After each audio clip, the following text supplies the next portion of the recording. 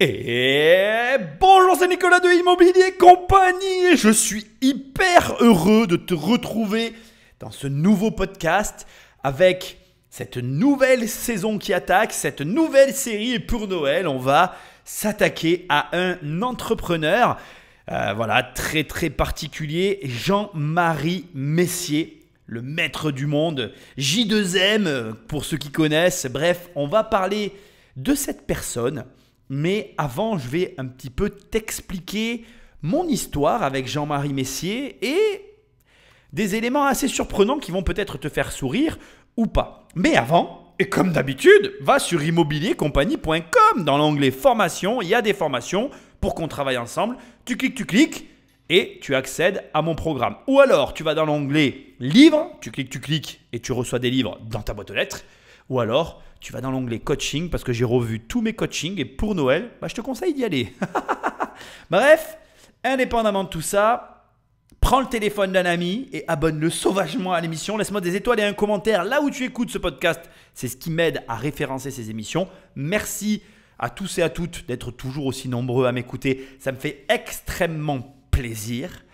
Et il est temps de t'expliquer. Alors, tu risques peut-être d'être déçu. Il n'y a pas d'histoire avec J2M à proprement parler dans le sens où je ne l'ai pas rencontré.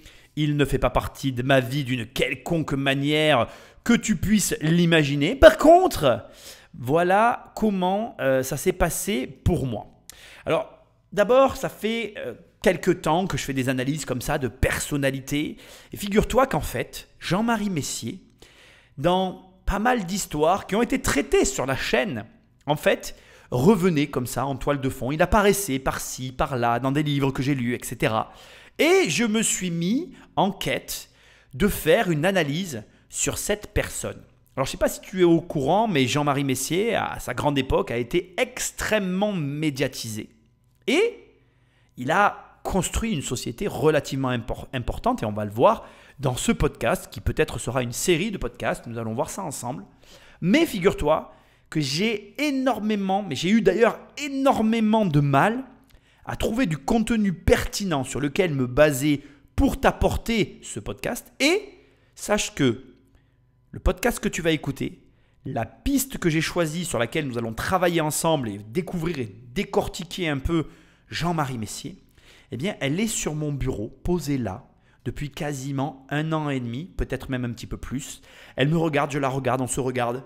Et je n'ai jamais réussi à trouver un axe de développement. Pourquoi ? Pour plusieurs raisons. D'abord, la piste se suffit à elle-même. On ne va pas se mentir, tu vas voir, il y a beaucoup de choses qui se suffisent à elle-même, premièrement. Deuxièmement, là, ça devient un petit peu plus complexe pour moi.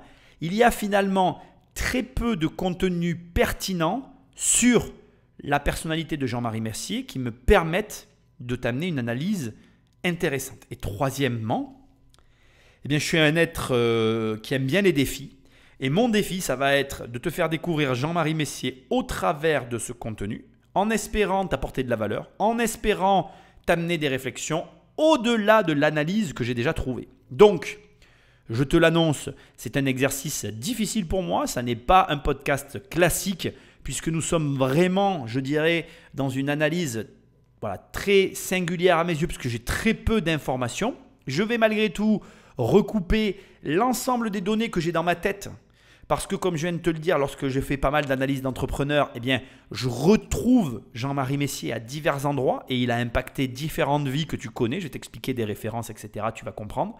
Et j'espère que tu vas quand même passer un bon moment dans cette émission de fin d'année et qui ouvrira la nouvelle saison avec après les vraies émissions que je vais te faire. Là, comme je te l'ai dit, je te le répète et je m'excuse, mais je vais faire quelques petits podcasts un peu nouveaux et différents avant d'arriver à ma nouvelle émission, mais t'inquiète pas, je te le dirai. Et puis, sans plus de transition, Patrick Magnéto. 12 septembre 2000, États-Unis, bourse de New York. Pour un homme, ce jour-là est historique. Un rêve se réalise. Jean-Marie Messier, PDG du groupe Vivendi d'Universal, 40 ans à peine, le look gendre idéal, raie sur le côté, bien sage et visage bonhomme, célèbre l'introduction de son groupe à la bourse new-yorkaise. Depuis 4 ans, à la tête de la Générale des Eaux, il a bâti un empire. Il a transformé cette vieille dame, comme on appelle l'entreprise de distribution des eaux fondée par Napoléon. Il l'a transformée en multinationale présente dans plus de 8 domaines d'activité. Ce 12 septembre 2000, Jean-Marie Messier concrétise sa plus grosse affaire, le rachat de l'entreprise américaine Seagram, de la famille Bronfman, à la tête d'Universal Studios et d'Universal Music. D'un coup d'un seul, Vivendi devient le 2e plus grand groupe de communication au monde et le numéro 1 mondial de l'industrie du disque, rien de moins. Un Frenchie serait donc capable de s'imposer en Amérique. En tout cas, Messier fait tout pour. I'm gonna make you rich, annonce-t-il à ses 400 cadres dirigeants au cours de son séminaire dans le parc Walt Disney d'Orlando. Certes, on est un peu choqué lorsqu'il décide de s'installer à New York et qu'on découvre son appartement de 520 mètres carrés avec vue imprenable sur Manhattan à plusieurs dizaines de millions d'euros. Mais bon, on laisse passer. Car en vérité, beaucoup sont subjugués par ce jeune prodige. Bon, on attaque et je te préviens à l'avance, l'émission risque d'être à des moments très techniques. J'espère que tu vas l'apprécier pour autant et j'espère que tout ça va te permettre d'évoluer et de réfléchir à tout ça. Donc ici, on a un beau résumé d'un point culminant de Jean-Marie Messier au moment où, le 12 septembre 2000, il réussit son introduction en bourse. Alors, le terme réussir est ici largement surévalué car ça a été un chemin de croix, un chemin du combattant et voilà, non sans mal et non sans difficulté pour arriver à ce résultat. Là où je vais rejoindre notre très chère voix off dans l'analyse et la façon dont il a de présenter Jean-Marie Messier, c'est que je ne pourrai à aucun moment nier le génie et une part, je pense, c'est mon analyse et je vais te le répéter et j'aurai l'occasion de t'expliquer pas mal de processus. Je suis convaincu que Jean-Marie Messier a une compréhension assez singulière déjà, propre à lui-même de la finance, donc une connaissance et une interprétation et une approche de la finance qui lui est propre, mais qui est, à mon sens, encore plus aujourd'hui représentatif du marché actuel. Et je vais te faire un parallèle qui va te paraître, au premier abord, peut-être pas forcément compréhensible, et pourtant tu vas comprendre, Jean-Marie Messier, avec les anciens outils, n'a pas fait quelque chose de très différent de ce qui se pratique actuellement dans les crypto-monnaies avec les levées de fonds autour de la crypto, les ICO, si je ne dis pas de bêtises. Je ne vais pas faire des recherches sur les crypto-monnaies ici. Moi, je vais t'apprendre la finance traditionnelle dans ce podcast. Donc, ne m'en veux pas si au niveau des cryptos, je me plante.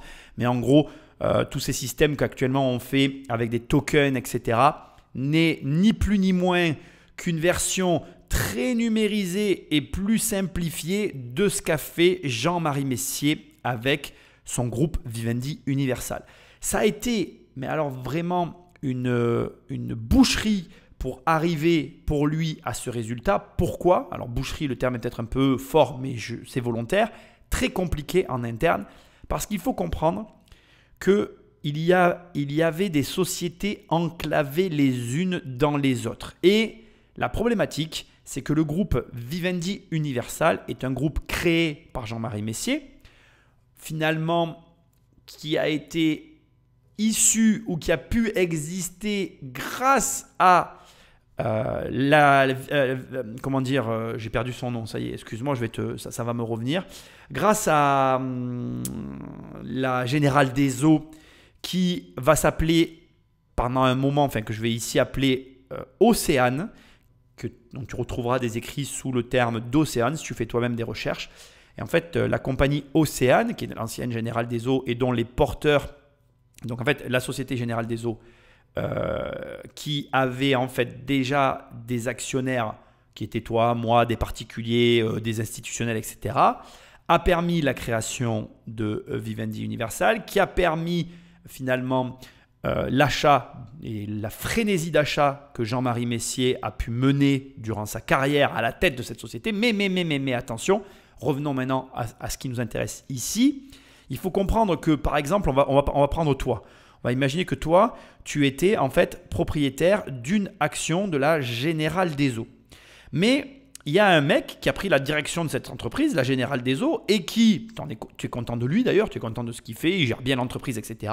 Et puis il t'annonce, il te dit, donc je te schématise, hein, il te dit, ah ben tiens, comme on a bien gagné de l'argent l'année dernière, on est en 98, j'ai créé une nouvelle société grâce à ta société, dont tu es actionnaire, qui s'appelle Vivendi Universal. Bon, jusque-là, pas de souci, on t'indique que tu vas avoir des informations vis-à-vis de ça et que finalement tu vas du coup avoir des droits qui vont s'ouvrir sur cette société et sur ses parts puisque tu es quelque part, pas à l'origine, c'est pas vrai, tu vois, mais ton argent qui soutient quelque part la Générale des Eaux a permis la création de cette société. Mais cette société, non seulement tu as permis sa création, mais en plus elle s'est mise à acheter d'autres sociétés. Et puis elle commence à être grosse. Putain, c'est Vivendi Universal, quoi, tu vois, qui rachète Universal d'ailleurs. Et donc ça devient gros, et puis ça devient tellement gros que ça devient plus gros que la Générale des Eaux. Puis à un moment donné, introduction en bourse. Et là, en fait, qu'est-ce qui se passe en interne?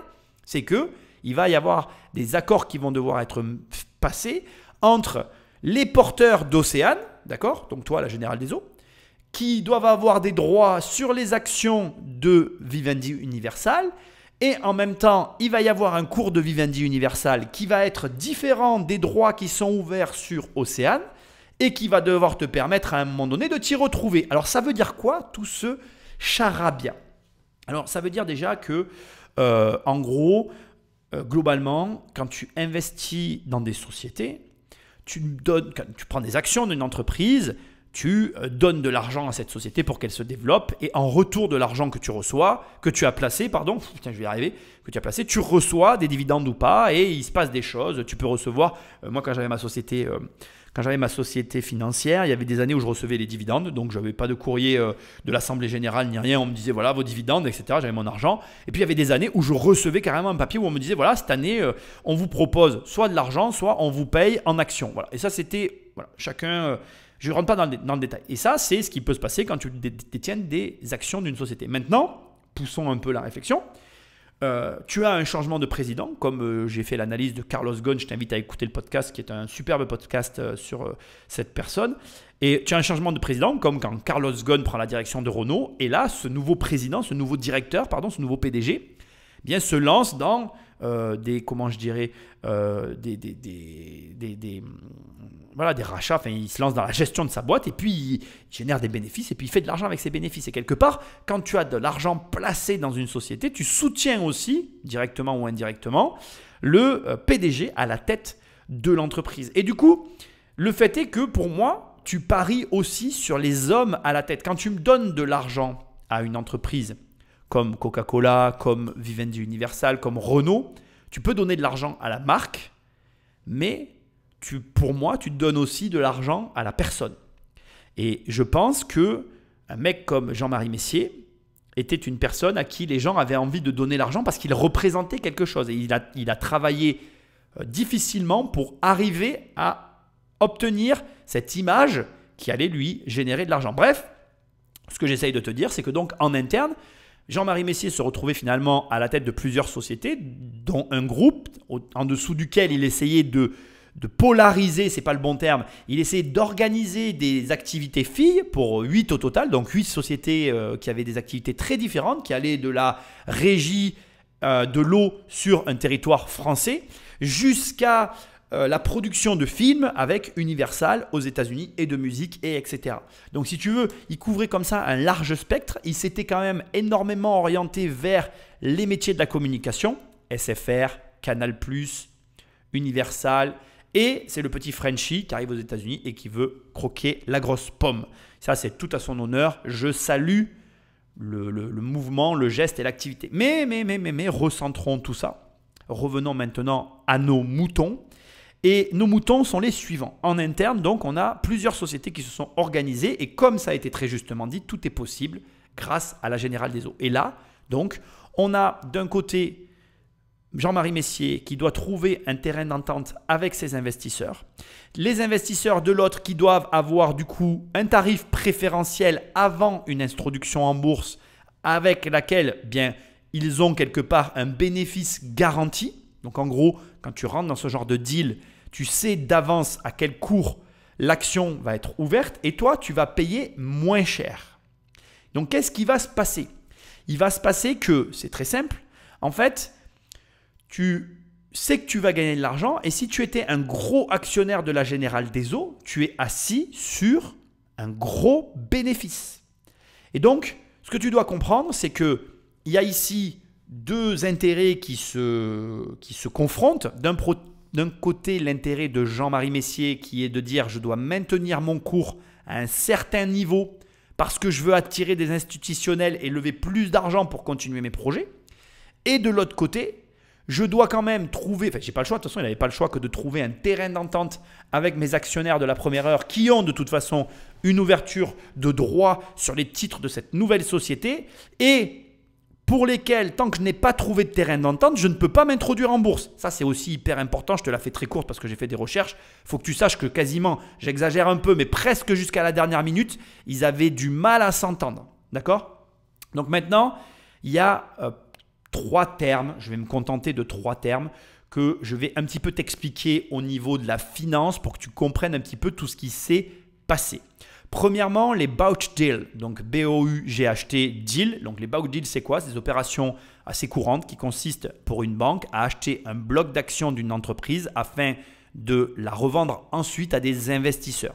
C'est un processus qui se fait notamment lors des introductions en bourse et ça permet à la banque, en achetant plusieurs actions, d'essayer de les revendre entre guillemets en avant-première à ses clients avec elle aussi un intérêt. Donc déjà, il y avait un Bouch Deal sur l'introduction de la société de Vivendi Universal lors de l'introduction en bourse. Ça, c'est la première chose. L'introduction en bourse, ça se fait en OPO. Donc, c'est quoi? C'est une offre à prix ouvert. C'est la façon la plus classique, en fait, finalement, de mettre des actions sur le marché.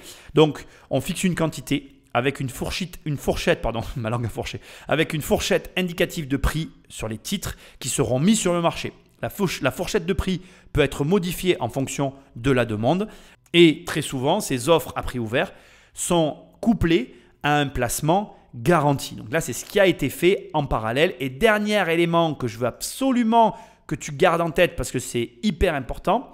Encore technique, je suis désolé. Une Greenshoe, je ne sais pas trop comment il faut dire. Greenshoe, bon, tu t'en fiches, c'est G-R-E-E, donc N comme la couleur verte en anglais, green, et shoes, enfin comme chou, mais sans le S, comme shoes, mais sans le S. Donc Greenshoe, tout attaché. Et ça, c'est une option de surallocation qui permet en fait de contrôler la variation d'une action lors de son introduction en bourse. Comment ça fonctionne? En gros, c'est la banque qui a une option qui lui est accordée par l'entreprise lors de son introduction et qui lui permet d'avoir un avantage sur un lot d'actions, comment je dirais, plus important que prévu. Et ça fonctionne comment?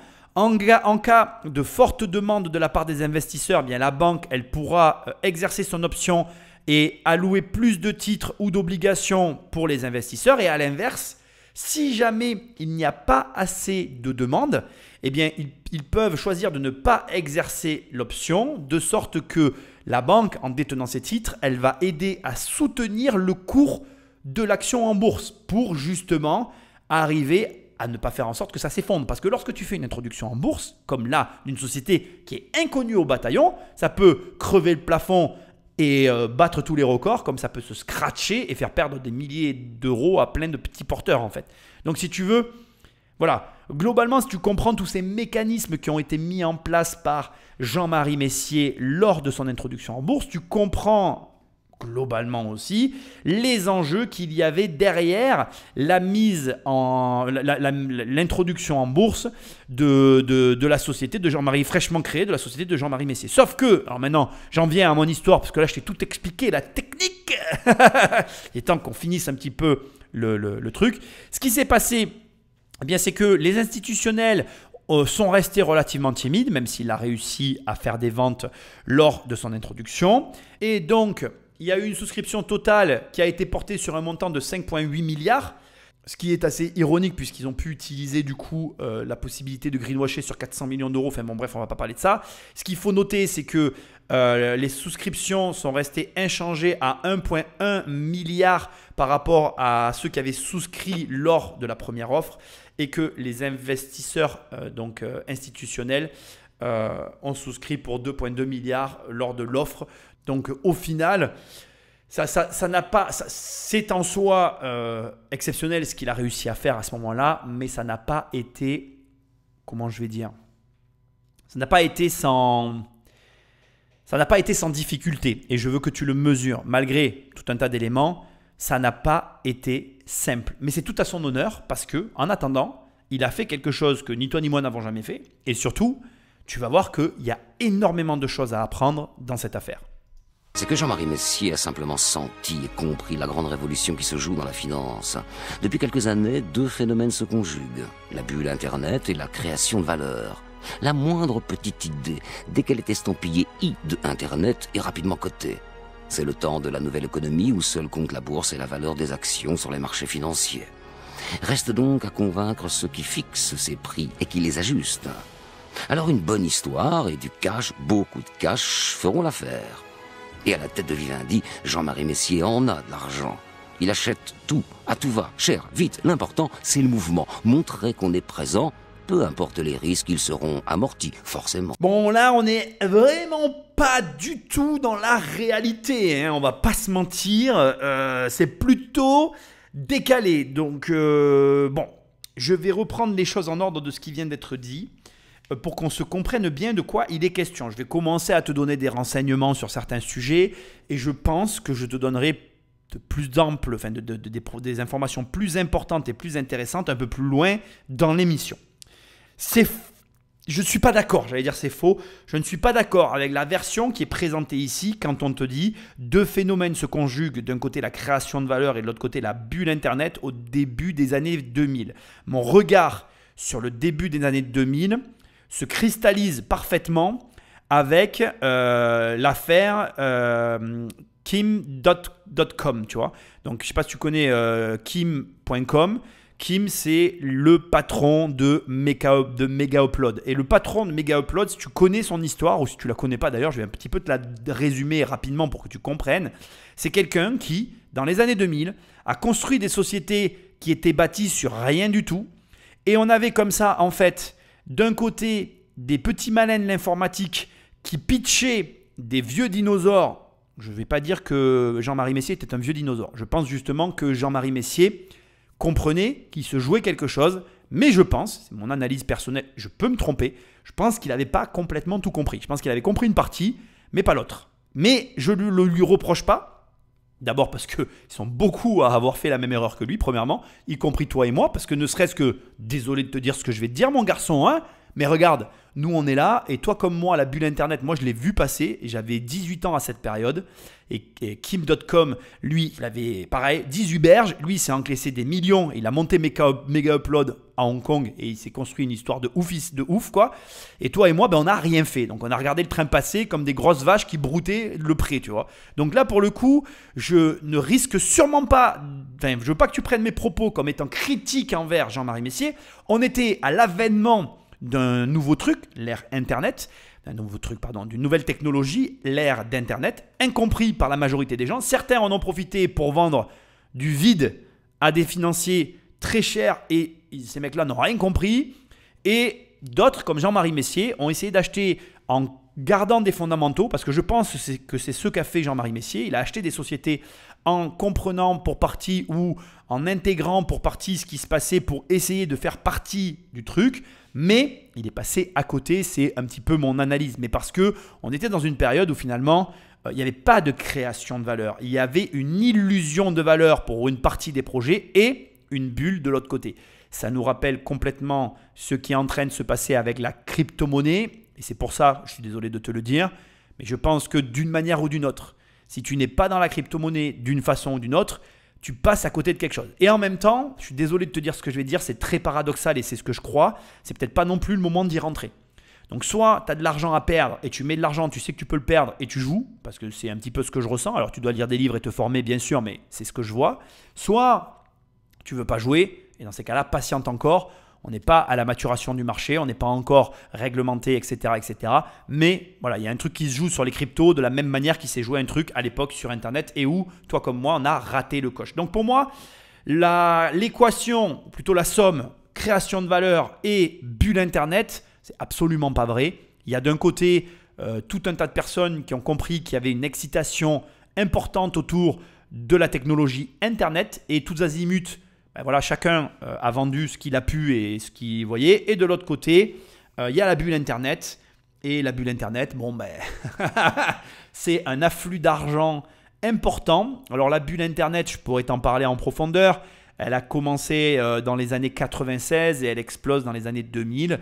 Et comme toutes les bulles, elle a généré son lot de fortune. Je pense à Google, je pense à Amazon, je pense à Apple.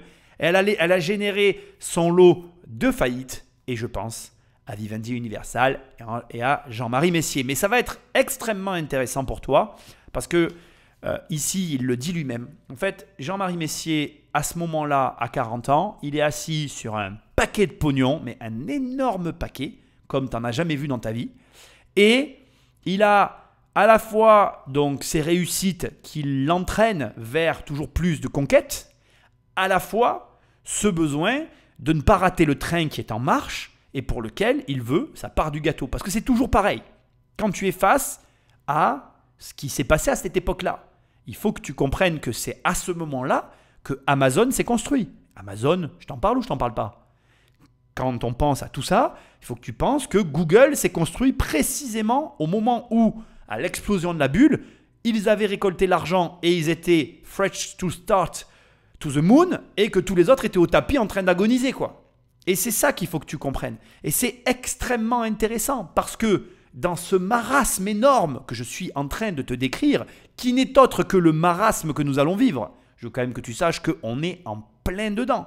Là, au moment où j'enregistre cette émission, si tu suis mes podcasts, je t'ai fait une série, il doit y avoir à peu près de ça 6-8 mois, sur les faillites, en te disant qu'une vague de faillites allait déferler sur notre économie. C'est en train d'arriver. Je t'ai prévenu pendant le Covid et je t'ai dit, vends ta baraque, vends ta baraque, vends ta baraque, prends la thune, prends la thune. Là, il va y avoir des opportunités terribles. Elles sont en train de se dessiner là devant nous. C'est déjà en train d'arriver.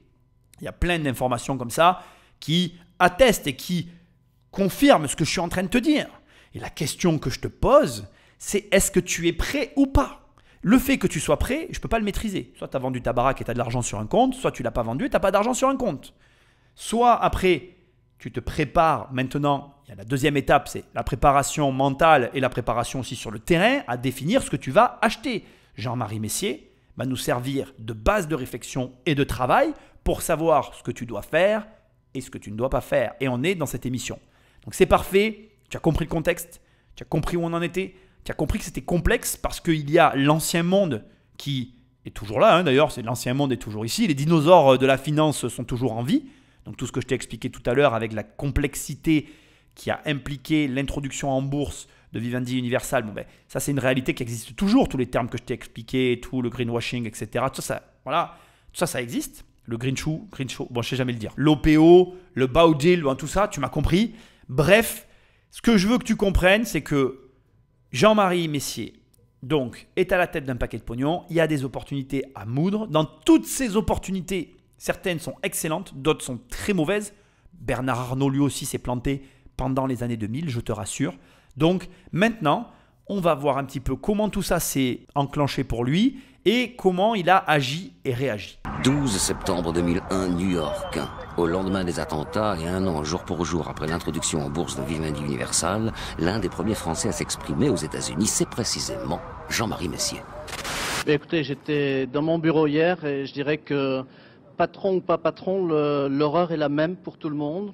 Apparemment, on s'est serré les coudes à New York. On nous indiquait que vous aussi, vous aviez donné votre sang. Oui, absolument. Je dirais que c'est la moindre des choses, mais on a surtout 5000 salariés ici, chez Vivendi Universal à New York. Et la première chose qu'on a faite, c'est bien sûr de les inciter à donner leur sang. Alors, on ne peut pas s'empêcher de vous poser la question quand même. Vivendi Universal en France, c'est l'un des symboles de ce capitalisme un peu triomphant. C'est à ce symbole-là qu'ont voulu s'attaquer les terroristes. Est-ce que vous avez ça aussi un peu dans un coin de votre tête? Aujourd'hui, quand j'entends parler de capitalisme de marché, j'ai juste envie de dire que c'est incongru. Et que ce qui compte le plus, c'est la solidarité immédiate, c'est la solidarité de proximité. Ça compte beaucoup plus que le marché aujourd'hui. Merci. On est tous américains de ce point de vue-là ce soir. Les Français sont interloqués. L'intervention laisse pantois. Jean-Marie Messier était-il vraiment l'interlocuteur idoine dans pareil moment? On apprendra plus tard que c'est lui qui a insisté pour témoigner. Pour de nombreux observateurs, ce 12 septembre 2001 est une rupture. En un an à New York, jour pour jour, quelque chose a changé chez Jean-Marie Messier. La communication est devenue presque mégalomane. Pour cause, l'empire de Citizen Messier vacille, oui. Mais pourquoi et comment? Essayons de comprendre. De mon analyse, et je te partage ici ma vision, il y a un élément qui, je trouve, ne ressort pas assez concernant Jean-Marie Messier. C'est ce que je me suis hasardé à essayer de t'expliquer tout à l'heure concernant son groupe, l'argent qu'il a essayé de lever au travers de la bourse et le rapport qu'entretient finalement un grand patron avec ses actionnaires et finalement avec la bourse. Je pense que ça, c'est quelque chose qui pour moi ressort parfaitement avec le profil de Jean-Marie Messier et pas assez de manière générale quand on parle des marchés financiers, de la bourse, etc. Je m'explique. Tu achètes une action de LVMH. Je ne suis pas en train de discutailler avec toi de est-ce que tu aimes ou non Bernard Arnault. Et pourtant, de mon point de vue, quelqu'un qui achète des actions LVMH, qu'il le veuille ou non, il a une affinité de facto et quasiment obligatoire avec Bernard Arnault. Je m'explique et je vais quand même te dire pourquoi. La raison, elle est très simple. Tu confies ton argent, tu achètes des actions d'une entreprise, donc l'argent va à la société et donc, d'une manière ou d'une autre, tu acceptes que Bernard Arnault utilise ton argent pour finalement, déployer, faire fonctionner son entreprise. Donc ça signifie que, certes, on nous montre toujours la bourse sur le côté rentabilité, argent, capitalisme, etc. Mais la bourse, c'est vraiment, pour moi, comme un petit peu un cube que l'on regarde sous différents angles et qui te permettent, de différentes façons d'ailleurs, d'apprécier ce qui s'y passe. Je m'explique. Quand tu prends Warren Buffett, lui, il investit dans des entreprises en bourse de façon comptable. Donc, je vais te dire les choses encore d'une autre manière. Il achète les parts de sociétés qui sont sous-évaluées en bourse par rapport à 1, l'évaluation que lui-même va en faire et 2, la valeur réelle que lui évalue de la dite société. Ça, c'est la vision de Warren Buffett. Ça lui a permis de se servir un rendement annuel de 20%.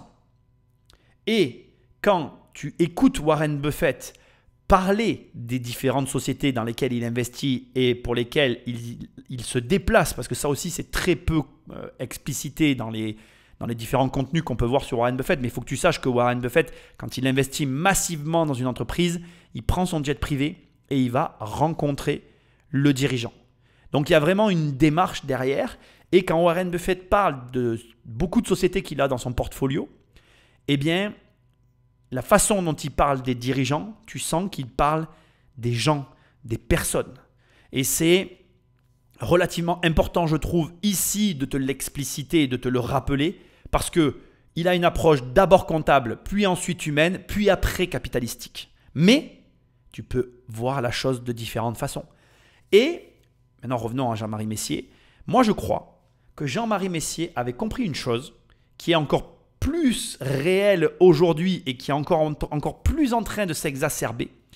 Mais il a compris que l'humain qui est mis en avant, qui est accessible, visible et qui communique, va générer de la sympathie. Cette sympathie peut se transformer en euros. Et je pense que cette manière de communiquer qu'il a eue pour le 11 septembre, cette volonté d'avoir la primeur de s'exprimer sur son lieu de vie, parce qu'on a tendance à l'oublier, mais c'est là où il vivait, sur le fait qu'il représentait quelque chose pour la France, qu'on aime ou qu'on n'aime pas, il représente quelque chose pour la France. C'est le petit Frenchie qui s'est installé, j'allais dire qui a mangé, c'est pas vrai, qui s'est installé aux États-Unis par la grande porte. Parce que, excuse-moi, mais soyons francs un peu, toi et moi, j'aime bien dans ces émissions l'être.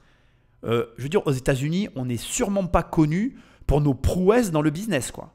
Je veux dire, je suis désolé de te dire ça, mais la France, je sais bien que les Français n'aiment pas l'argent, je sais bien que voilà, tout ça, que ça me catastrophe, mais pour moi, c'est presque honteux. Je veux dire, on n'est pas connu outre-Atlantique pour notre abnégation au travail et notre force de travail. Pour une fois, là encore, on avait un mec qui bossait comme un malade sur de la com. Alors certes, après, on peut débattre là-dessus. Je sais très bien, et tu vas pouvoir le voir, que tout n'était pas rose avec Jean-Marie Messier. Ne crois pas que je prends sa défense.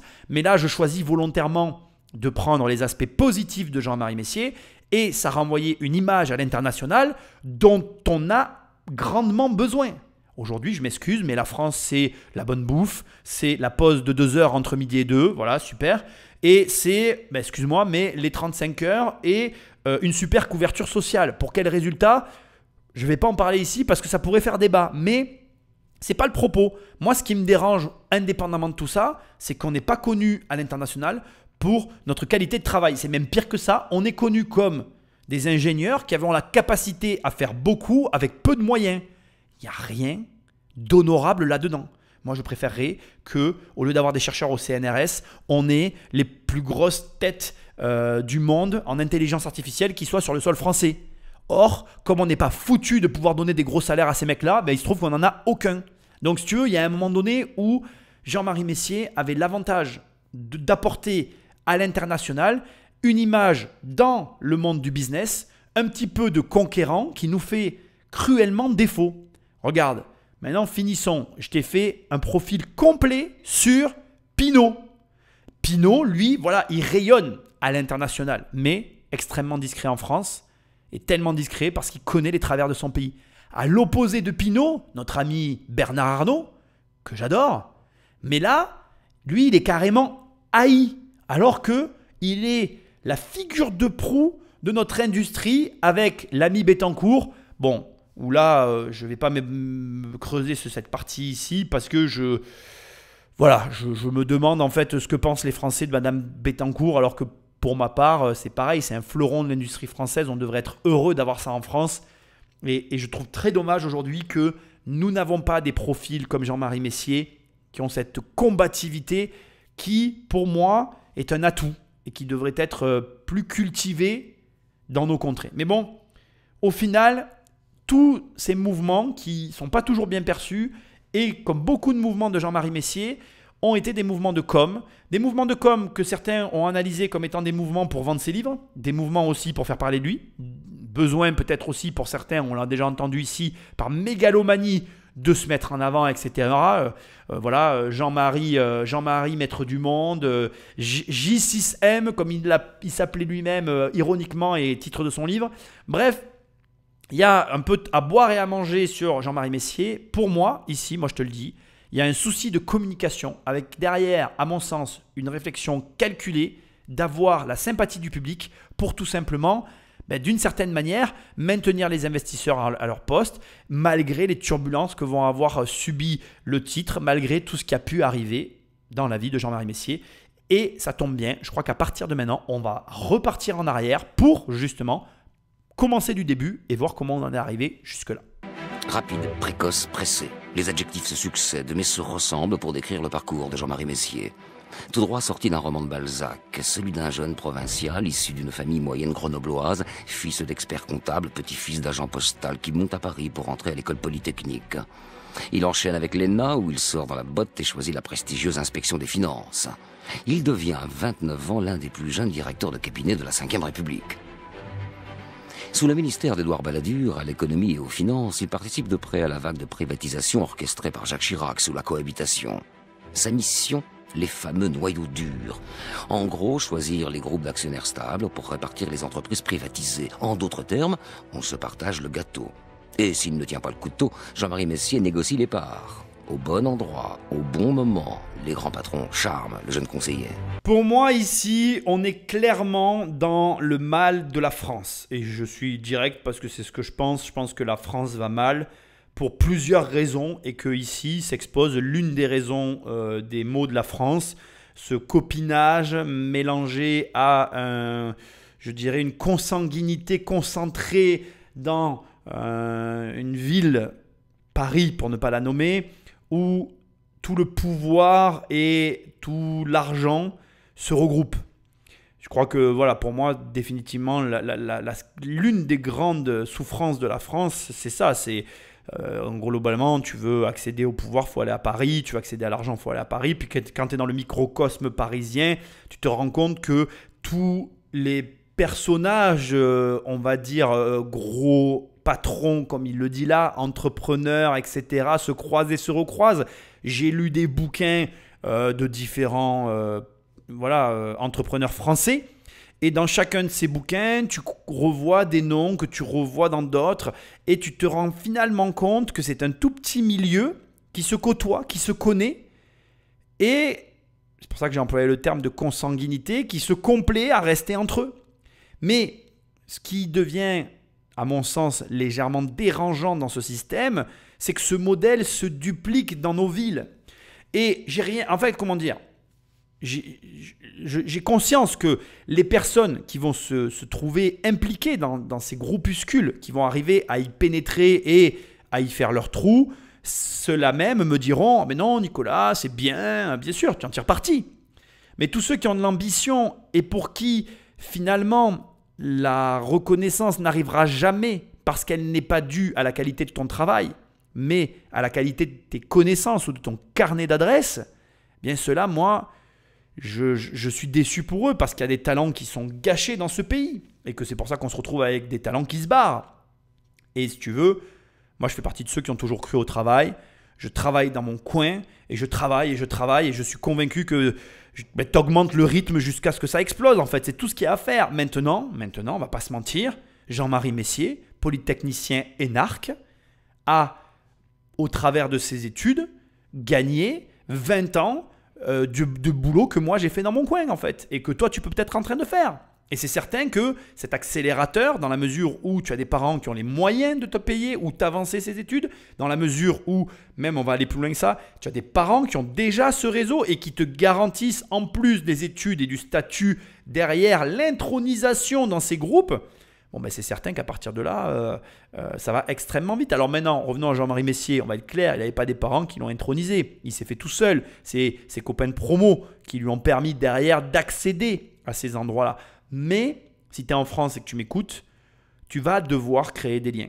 Tu vas devoir créer des liens, ça va devoir faire partie de ton jeu ou alors, je ne suis pas du tout un exemple, mais je vais quand même un petit peu faire un parallèle. Tu vas devoir bosser comme un fou pour compenser. Moi, par exemple, j'ai toujours détesté tous ces trucs. Je refuse de rentrer dans des cercles et des machins et des trucs. J'ai horreur de ça. J'ai absolument pas envie ni d'être redevable, ni de faire partie de je ne sais quoi. En tout cas, en ce qui concerne mon travail. Après, attention, j'ai des amis et mes amis, je les apprécie tous autant qu'ils sont. Je ne les juge pas et je prends les gens comme ils sont. Ça, c'est pas de ça dont on parle. Je te parle dans ton travail, avoir un réseau professionnel qui te permet d'accéder, on va dire, à certaines choses plutôt qu'à d'autres, bien ça, en France, c'est important. Et je vais quand même te donner des conseils. Il y a quand même, je dirais, il y a 3 points pour moi qui te permettent, si tu n'as pas la chance, comme Jean-Marie Messier, et si tu n'as pas la chance, comme plein de Français aujourd'hui, d'avoir accès à ces réseaux-là, de te constituer ce réseau. Alors, les 3 choses sont les suivantes. La première, c'est de gagner de l'argent. Ça paraît tout bête, mais gagne de l'argent. Et même si tu m'écoutes et que tu gagnes un petit salaire, rappelle-toi que moi, j'ai commencé avec rien du tout. Économise, épargne ton argent, arrange-toi pour faire partie, aux yeux de ton banquier, de la minorité du portefeuille qu'il gère. Ça, c'est un premier conseil facile que tout le monde peut appliquer. Ton banquier gère majoritairement des découverts, des impayés, des problématiques de recouvrement, des gens qui ne répondent pas au téléphone et qui filtrent leurs appels parce qu'ils ne veulent pas parler à leur banquier. Voilà, ils gèrent ça au quotidien. Ça, ils arrivent, c'est leur premier problème. Soit ce client dont ils n'entendent jamais parler et que quand ils se connectent à tes comptes, ils s'interrogent sur comment ce mec qui a aussi peu d'argent fait pour avoir autant d'argent sur ses comptes. Soit cette personne-là. Certes, ça demande beaucoup d'efforts, beaucoup de contraintes au quotidien avec ton argent, mais tu peux le faire. Et crois-moi, tu en es bien plus capable que ce que tu imagines. Moi, j'ai autour de moi, là récemment, j'ai une personne dans mon entourage qui suit mes conseils. Elle m'a donné son objectif de l'année qu'elle avait atteint en chiffres sur ses comptes et je suis hyper heureux pour elle. Et même elle m'a dit qu'elle n'aurait jamais cru qu'elle était capable d'épargner autant d'argent. Tu vois. Et aujourd'hui, de nouvelles possibilités s'offrent à elle. C'est possible. Maintenant, je ne vais pas te mentir, tu n'as pas d'argent, c'est très dur. Voilà, ça c'est certain que ça ne se fera pas de façon magique. Bon, ça c'est le premier conseil. Deuxième conseil, devenir une opportunité pour les personnes autour de toi. c'est la meilleure manière que j'ai eue de te présenter ce conseil. Je t'explique, c'est un petit peu compliqué, tu vas comprendre. Tu m'écoutes peut-être et tu as un travail, très bien. Et ce travail, soit en soi, il est alimentaire. Et dans ces cas-là, tu vas devoir développer une autre compétence qui va devoir te rendre visible comme étant une opportunité aux yeux des personnes qui t'entourent. Soit ton travail en soi génère des opportunités et tu deviens excellent dans ce que tu fais. Donc, je m'explique. Première option, on va prendre la dernière, celle que j'ai donnée. Tu as un travail qui génère des opportunités en soi. Il faut que tu deviennes excellent dans ce que tu fais. Tu deviens excellent. Devenir excellent, ça veut dire tu fais ce que les autres ne font pas. Tu es là où les autres ne sont pas. Tu as la capacité à produire des résultats du coup que les autres ne sont pas capables de faire. Et ça doit faire de toi une personne qui est connue pour sa force de travail et l'excellence dans ce qu'elle fait, au point où on te recommande, on te conseille, on te désigne comme étant cette personne capable de générer des opportunités, etc., etc. dans ce que tu fais. Mais tout ce que je viens de te dire, et ça va me faire passer au deuxième point et en même temps te donner des précisions, j'insiste bien, il faut que ton boulot soit une opportunité. Je m'explique. Moi, j'ai eu ma période où je faisais des petits boulots, mais à côté, je faisais de l'immobilier. Et ma valeur ajoutée pour toutes les personnes qui m'entourent, ça a toujours été l'immobilier. J'ai jamais cherché à devenir excellent quand j'ai travaillé dans tel ou tel magasin. J'ai jamais cherché à devenir excellent quand j'ai travaillé dans tel ou tel petit boulot. Non, je cherchais qu'à devenir excellent que en immobilier, parce que l'immobilier était une opportunité pour les gens qui me fréquentaient. Donc, je voulais devenir cette opportunité-là. Et donc, toi, tu dois travailler un sujet au point d'en devenir une opportunité. Et si tu es cette opportunité, qui que tu sois, tu finiras par attirer des personnes qui constitueront ton réseau. Ce qui m'amène au troisième conseil qui est le dernier. Crée-toi un réseau de professionnels, élargis, sors de ton département, va chercher loin les personnes qu'il te faut pour t'aider, mais, important, entretiens ce réseau, entretiens-le dans tous les sens du terme. Travaille avec eux, appelle-les, contacte-les, va au resto, avoir un réseau, ça coûte cher. Je ne vais pas te mentir. Mais un bon réseau, une bonne valeur que tu t'es construit toi-même, une valeur travail qui te ressemble, ça n'a pas de prix. Et tu es capable de te le construire. Si tu respectes tout ce que je viens de te dire, tu peux te constituer un réseau français puissant malgré que tu sois le fils de personne. Voilà, je voulais te le dire parce que dans la situation qu'on est en train de décrire de Jean-Marie Messier, il a effectivement un avantage non négligeable. Il a fait l'ENA. L'ENA, il est devenu un énarque et donc du coup, il avait un réseau de facto qui avait une énorme valeur pour lui. Mais, ceci étant, comprends que ça peut toi aussi t'arriver indépendamment de ce type d'études. Or, Jean-Marie Messier vit à l'étroit dans le secteur public. Non, ce qui l'intéresse, c'est le monde des affaires. C'est là qu'est le vrai pouvoir, maintenant. Et puisque rien ne l'arrête, il devient, à 33 ans, le plus jeune associé gérant de la célèbre Banque Lazare, où il retrouve le Gotha des grands patrons français. Mais pour un temps, car Jean-Marie Messier se voit bien un jour diriger à son tour une entreprise. Dans toute histoire, il y a, à mon sens, l'élément qui crée la bascule. Quand tu regardes les histoires que j'ai pu analyser, à chaque fois, il y a toujours un moment où je te dis, là, c'est à ce moment-là que tout s'est joué. Et je te le dis comme je le pense, et c'est fou parce que dans tous les reportages que je peux voir, dans tous les descriptions, les analyses, etc., à chaque fois, le moment qui pour moi est le plus capital, c'est le moment qui dure, comme là, quelques minutes. Bam, on passe à autre chose, genre, voilà, c'est pas ça qui nous intéresse, allez, on va vite aller à la faillite et tout. Les mecs se concentrent sur ce qu'on s'en fout, en fait, parce que franchement, on n'en a rien à foutre, et ne s'intéressent pas à ce qui a le plus d'intérêt. Et donc, je te le dis, mais vraiment, je t'assure, et note-le, dans toutes les histoires de gens qui y arrivent, et je m'inclus, je m'excuse de le faire, pas pour parler de moi, mais je veux quand même que tu l'entendes, on a tous travaillé en banque. Je te le dis, entends ce que je te dis, on a tous travaillé en banque. Et alors bien évidemment, attention, il y a banque et banque. Moi j'ai travaillé en banque, mais je n'ai pas travaillé chez Lazare. Demain, et je veux que tu l'entendes aussi, demain, une banque comme Lazare vient me voir et me dit « Nicolas, je t'embauche, je crois que j'y vais. Je crois que je suis capable d'arrêter ce que je fais et d'y aller. » Pourquoi ? Parce que je vais apprendre la vie, quoi. Mais je ne vais pas apprendre la vie en mode comme j'ai appris la vie quand j'étais en banque, la vie de la banque française, tu vois. Là, je vais apprendre la vie de la banque à niveau international en mode compétition. Je veux dire, là, donc quand Jean-Marie Messier fait ce choix pour sa carrière, il ne le sait pas, mais pour moi, il prend la décision qui va changer sa vie. Donc, il rentre chez Lazare et Frères, dont à 32 ans, il devient le plus jeune associé de l'histoire. Et à partir de là, pour moi, c'est guinguette entre, d'un côté, la connaissance avancée de la finance qui va emmagasiner. Ça n'a pas de valeur. Je veux dire, de quoi on parle, quoi. Je veux dire, il est payé pour ça. Je veux dire, moi, je serais prêt à payer pour savoir. Lui, il était payé pour apprendre. Tu vois. Et en plus, c'est là où tu vois, comme quoi, des fois, une carrière, elle est aussi décisive dans ta réussite. Le paradoxe du truc. C'est-à-dire que demain, moi, je paye pour apprendre. On va me donner la théorie. Demain, toi, tu payes pour apprendre. On va te donner la théorie. Mais lui, il était payé pour monter les dossiers et les vivre avec ses clients chez Lazare. Et là, c'était au-delà de la théorie. C'était la pratique. Il connaît les leviers pour atteindre les objectifs, les risques, le pourquoi le dossier ne passe pas. Qu'est-ce qui manquait? Qu'est-ce qu'il aurait fallu? Il a les explications internes. On comprend les mécanismes. Ça n'a pas de prix.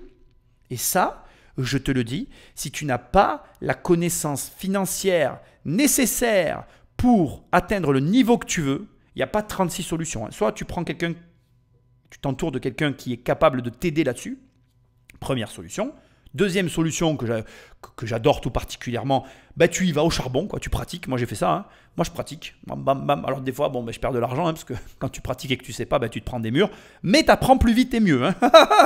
Sauf que quand tu te prends un gros mur comme Jean-Marie Messier, là, tout le monde en parle et en France, c'est terminé. Mais ça, on s'en fout. En fait, faut pas. Bref. Et dernière solution, tu fais la théorie et puis après tu passes de la théorie à la pratique et voilà, ça aussi c'est possible. Il y a des bouquins, il y a des formations, il y a plein de trucs. Moi j'avais voulu passer à un moment donné un diplôme international qui se fait avec des bouquins en anglais et tu passes tout en ligne et tout. C'était vraiment pas mal le truc, je m'étais un peu engagé là-dedans. Puis après je me suis dégagé parce que avec le boulot et tout, je préfère, moi je suis du genre à pas trop avoir peur de pratiquer puis de voir comment ça va marcher, quoi. Voilà. Mais ça après tu te débrouilles. Mais la banque, le système financier, comprendre les mécanismes et les rouages, c'est primordial. Ok ? Donc, là, il rentre. Et d'un côté, il a cette compréhension qu'il est en train d'acquérir, ce savoir qui va être, à mon humble avis, et c'est que mon analyse personnelle, un énorme moteur et une énorme ressource pour la suite. Et en parallèle, il va avoir des contacts comme Ambroise Roux. Alors, je ne sais pas si tu sais qui c'est, Ambroise Roux. Alors, R-O-U-X, Ambroise Roux. C'est le pape du monde des affaires. Il était hyper connu. Il va avoir parmi ses mentors Jacques Friedman. C'était un proche de Jacques Chirac, si tu ne sais pas. Philippe Villain, patron du Figaro. Didier Pinot, Valenciennes. Bref, Henri Lachman. Il est en train de se faire un réseau, mais juste impressionnant. Et un réseau qui, indépendamment de tout ce que tu peux imaginer, donc il y a d'un côté le fait de connaître ces gens-là, mais il y a après aussi les opportunités que ça permet. Le rachat de leur société éventuelle si elle est à vendre, les opportunités sur lesquelles il travaille qui peuvent être des opportunités pour lui.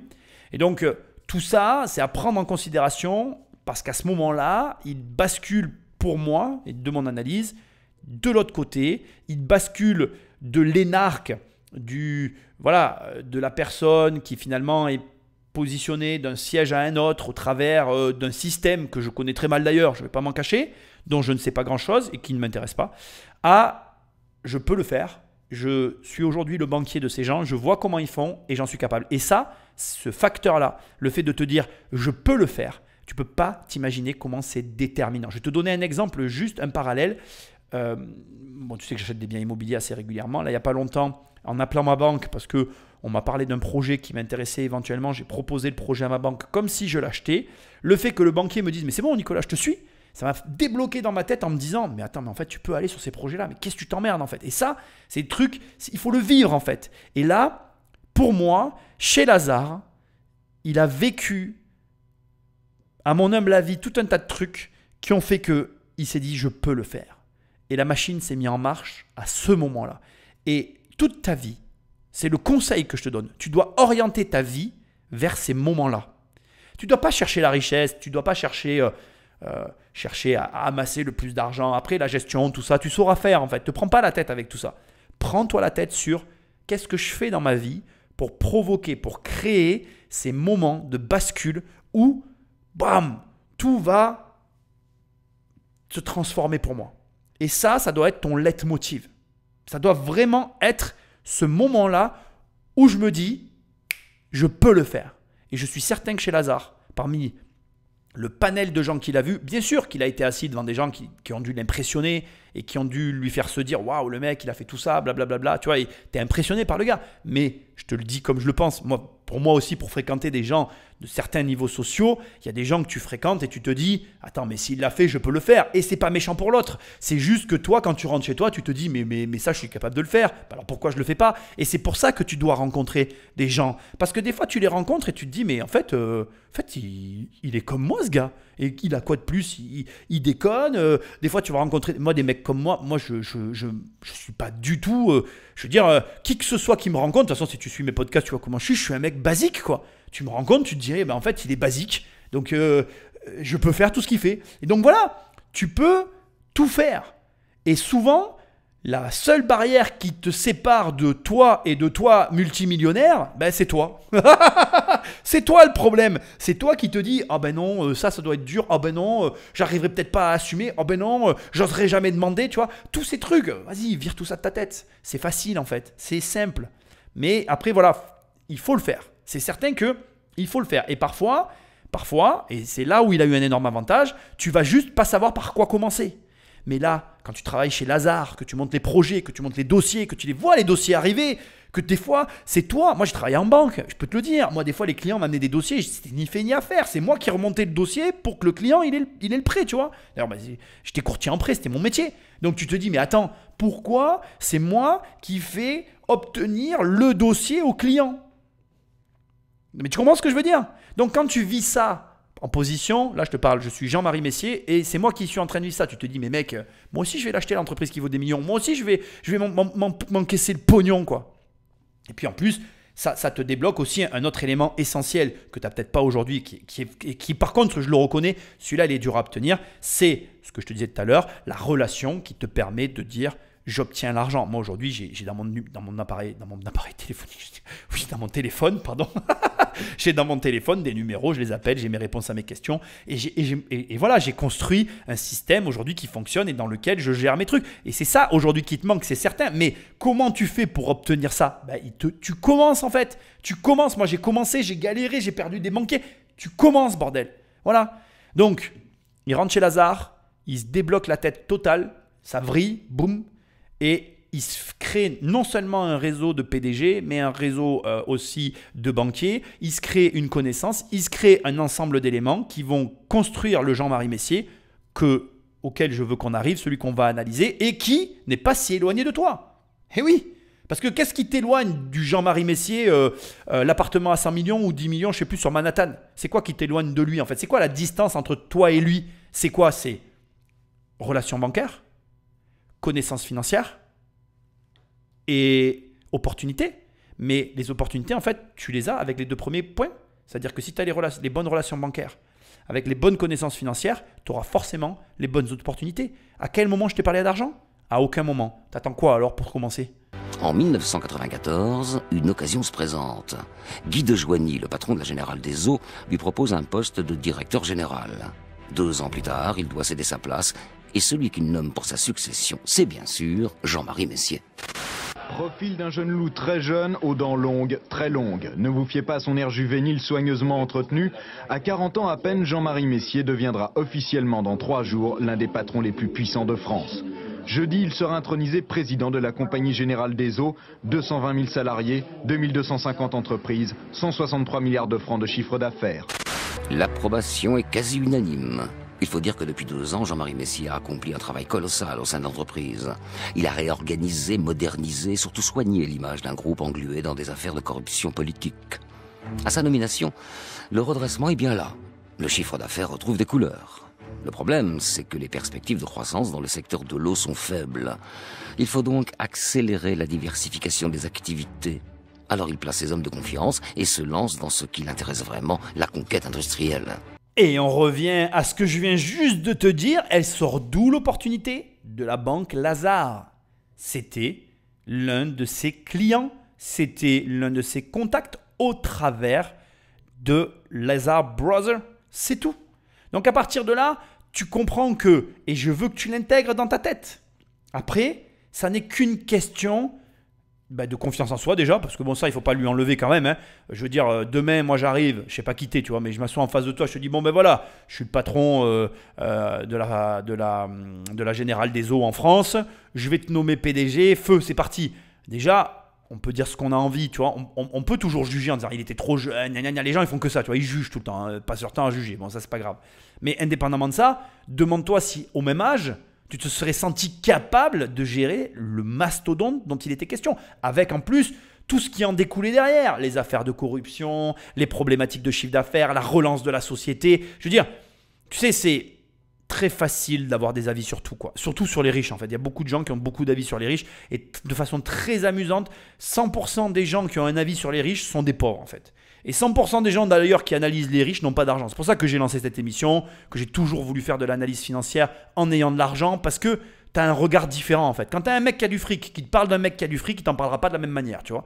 Et là, ce que tu dois te dire, et crois-moi, je peux t'en parler, hein. Moi de mes 20 à mes 30 ans, ça a été une vraie galère l'immobilier. Hein. Je ne pouvais pas des fois faire des rendez-vous. Ma mère devait venir avec moi parce que les gens ne voulaient pas me parler parce que j'avais une gueule de gamin et qu'on disait mais c'est qui ce gamin? C'est pas lui qui a pu acheter cet immeuble. Moi je veux parler à la personne qui est responsable. J'avais envie de les taper déjà parce que ça m'énervait, tu vois. J'avais envie de dire mais si, en plus c'est moi qui l'ai acheté tout seul. Moi je ne l'avais pas acheté tout seul. Ma mère a toujours travaillé avec moi si tu veux, mais j'ai peut-être à tort. Il faudrait qu'elle soit là.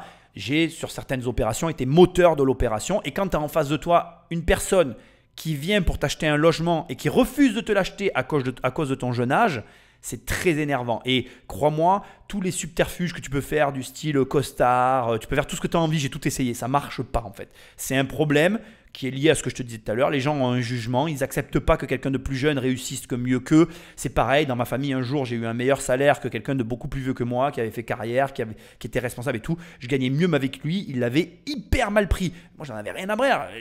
J'étais courtier en prêt à Paris, je gagnais bien ma vie parce que les prêts à Paris sont vachement élevés. Bon, ben voilà, c'est tout. Bon, bref, on va pas parler de ça. Là où je veux en venir, c'est que c'est facile d'avoir un avis négatif sur quelqu'un. Maintenant, c'est plus difficile d'imaginer les problèmes que peuvent générer le poste qu'il a eu à l'âge qu'il a eu.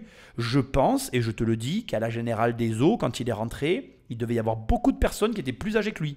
Et je pense, d'ailleurs tu remarqueras que la voix off nous l'a très justement dit, mais il a dit j'ai placé des personnes de confiance, il a placé des personnes et de confiance, mais aussi avec lesquelles il pouvait échanger, travailler, discuter. Tu ne peux pas travailler avec quelqu'un qui te prend par-dessus la jambe et qui se dit « Ah, ce petit con, je ne l'écouterai pas de toute façon ». Ça n'est pas possible. De même que, et c'est hyper important dans les histoires, que tu comprennes ces phases.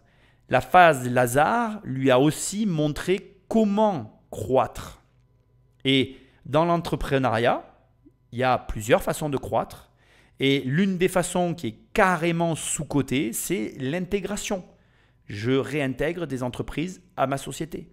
Et ce que tu dois comprendre, c'est que personne, mais alors je dis bien personne, ne réussit comme ça en claquant des doigts. Il n'y a personne qui arrive et qui réussit en mode « Ah, je suis tombé là par hasard et j'ai eu de la chance ». Je ne nie pas l'existence de la chance, mais je crois en un phénomène bien précis qui est le suivant.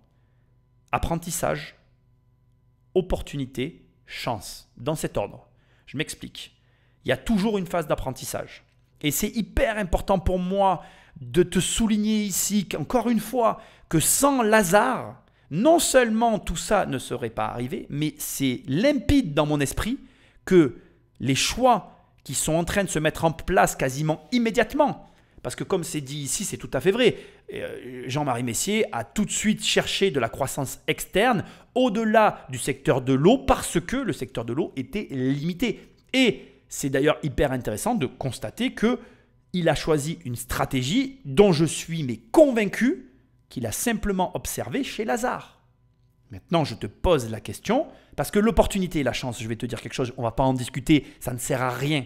Parce que si demain tu as la connaissance, prends ce mot, tu as la connaissance.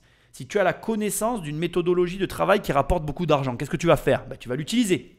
Si tu as la connaissance d'une opportunité qui va t'apporter la chance de gagner beaucoup d'argent, qu'est-ce que tu vas faire? Tu vas l'utiliser. Maintenant, si dans ces phrases, on enlève le mot connaissance, tu vas juste peut-être même pas les voir passer.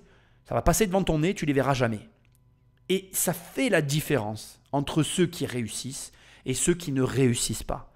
Et je te pose la question, et je ne suis pas en train de te dire suis une formation, suis ma formation, lis des livres. On n'en a rien à foutre de tout ça. Je te pose juste une question très simple. Dans ta carrière, à quel moment tu as favorisé ta connaissance au détriment de l'argent? À quel moment? Pose-toi juste cette question. Dans mon bouquin, Devenir riche sans argent, tu peux le lire si tu veux, je t'explique qu'au début de ma carrière dans le courtage en prêt, je ne gagnais pas d'argent. J'ai quasiment fait une année avec, je crois, même pas 4 000 € de revenus. Je suis resté quasiment 3 ans dans l'entreprise. Pourquoi? Parce que j'ai favorisé mes connaissances à l'argent. Parce que je me suis dit, certes, je ne gagne pas d'argent, certes, je suis mauvais, mais ce que je suis en train d'apprendre là, je m'en servirai toute ma vie. Et mon Dieu, que j'ai eu raison. Aujourd'hui encore, je travaille avec la même méthodologie de dossier de prêt et ma façon de monter des prêts, c'est la même méthodologie que depuis le premier jour de ma carrière. J'obtiens, pas tous mes prêts immobiliers, mais j'en obtiens vraiment beaucoup, enfin tous les prêts d'ailleurs, parce que je ne fais pas que des prêts immobiliers. J'obtiens vraiment beaucoup de prêts et crois-moi, tout est basé là-dessus. Je l'enseigne dans ma formation, mais pour moi, si tu n'as pas cette phase de connaissance, si tu ne prends pas le temps de la faire, alors démerde-toi après, ça c'est pas mon problème. Moi j'ai donné 2 ans et demi, 3 ans de ma vie pour les 1 an et demi, 2 ans, pas beaucoup d'argent, quoi. Bon, la dernière année j'ai bien gagné ma vie parce que j'étais à Paris, ça s'est pas passé tout à fait comme ça, c'est un peu plus, on va dire, décalé, c'est-à-dire que pendant 1 an j'ai pas beaucoup gagné d'argent, après j'ai un peu commencé à gagner ma vie, après je suis monté à Paris, après je suis redescendu, tu vois, les années sont plus décalées sur les années civiles. Mais bref, on s'en fout, mais ce que je veux dire c'est que je l'ai payé d'une manière. Donc comment toi tu l'as obtenu? Soit tu l'achètes auprès de quelqu'un, soit tu vas à l'école, soit tu vas travailler pour Lazare, mais faut-il encore que tu les intéresses et que tu aies les compétences, mais favorise des connaissances financières pour à un moment donné être capable de saisir les opportunités et d'avoir de la chance. Mais si tu ne le fais pas, tout ce qui est arrivé à Jean-Marie Messier ne t'arrivera jamais. Et tout ce qui arrive aux personnes qui ont une quelconque réussite et peu importe le niveau. On est bien d'accord. Donc tout ça là, tout ce qui vient de se passer, c'est juste une conséquence de Lazare Brothers. Pour le nouveau PDG, l'objectif est tout désigné. Il l'appelle convergence. Entendez, entre les métiers des télécommunications et ceux de la communication. Un alliage entre 2 secteurs où la Générale des Eaux est déjà implantée. Les tuyaux avec CGTEL et les contenus avec Havas. Dans un monde bouleversé par les nouvelles technologies et Internet, voilà l'idée du futur. Pour y parvenir, Jean-Marie Messier a un plan. Prendre le contrôle d'Havas. Il se trouve que le premier groupe de communication français est aussi et surtout l'actionnaire majoritaire de Canal+. Entre-temps, la chaîne de télé à péage, lancée dans l'incertitude en 1984, est devenue en un peu plus de 10 ans un acteur majeur de l'audiovisuel européen.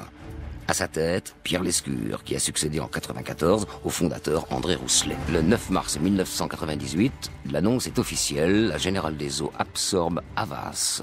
C'est le premier grand coup de Jean-Marie Messier. Évidemment, cette opération le place sous le feu des projecteurs. Alors il en profite pour expliquer sa stratégie et assurer Pierre Lescure de sa confiance. Bonjour. Merci d'être avec nous.